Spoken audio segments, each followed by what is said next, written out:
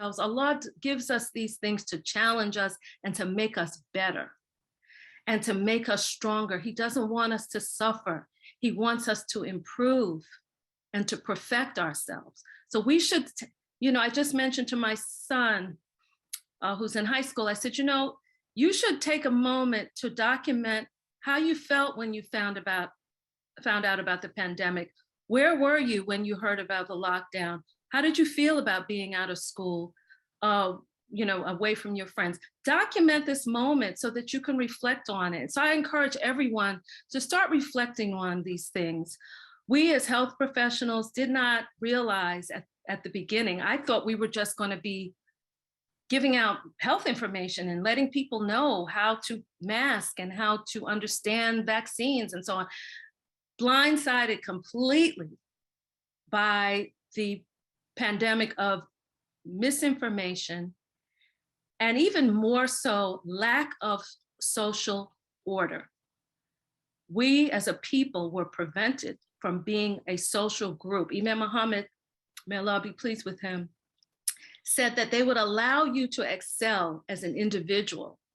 Even as a slave, you could become the best brick mason, you could become the best at different things. But if you tried to organize a group of brick masons, you're going to try to start a business, no. They didn't want you to understand your social strength. And even if you read the narrative of Frederick Douglass, he said that the object of the slave owner during Christmas, and they said that between Christmas and New Year's, you could have time off, but the slaves were given alcohol. They were expected to stay drunk and to experience drunkenness as freedom.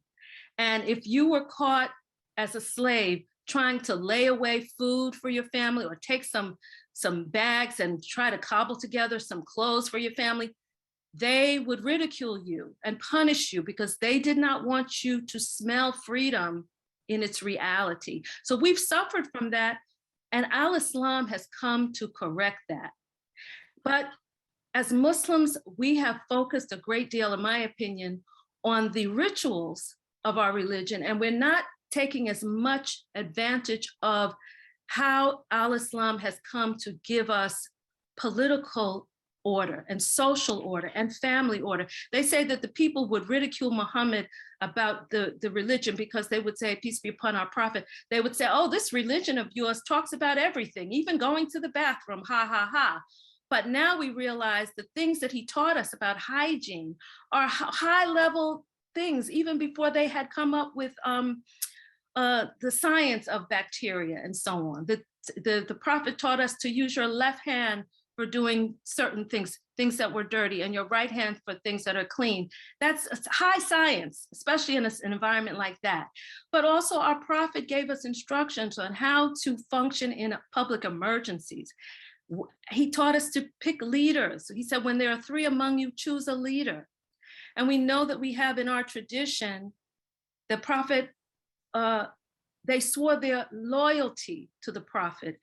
And I talked yesterday about the Treaty of Hudaybiyah, where the people were upset with our prophet because he did not force his way or try to insist on coming into Mecca.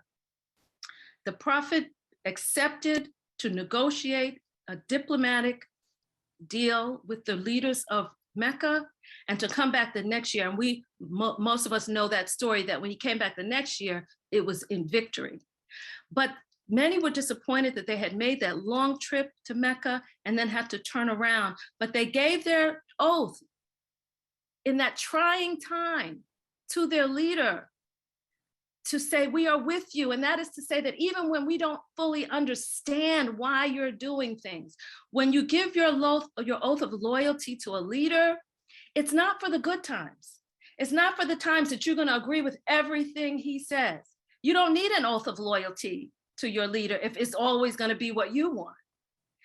That oath is really important for times when you don't fully understand or you may disagree. But if you believe that this leader has the hand of God on them, that they are being guided in a sincere way and they sincerely want the community's benefit, not their own, but their community's benefit. You give them your oath of loyalty, expecting that even if they make a mistake, that Allah will correct it